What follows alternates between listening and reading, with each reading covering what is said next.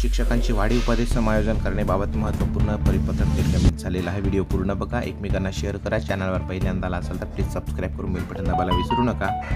चला व्हिडिओला सुरुवात करूया।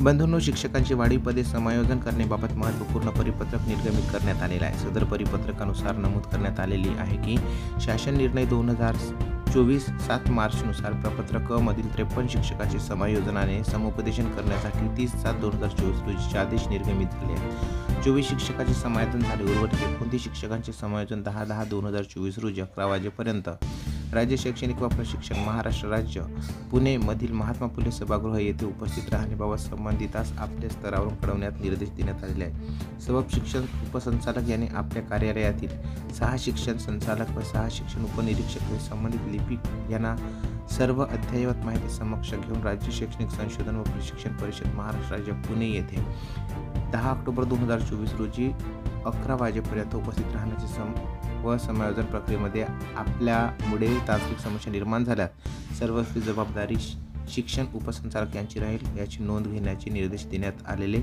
आहेत। या संदर्भातील सविस्तर परिपत्रक मी स्क्रीनवर स्क्रोल करतोय बघा। हे पत्र जरी जुनं असेल मित्र हो, तरी निवडणूक आचारसंहितेमुळे जर काही झाले असेल तर तुम्ही याचा संदर्भ वापरू शकता आणि एकमेकांना शेअर करा। काय आहे प्रकरण सगळ्यांना माहीत झालं पाहिजे। धन्यवाद। तुर्तास एवढाच, परत भेटूया एका सुंदर व्हिडिओ सोबत। धन्यवाद। जय महाराष्ट्र।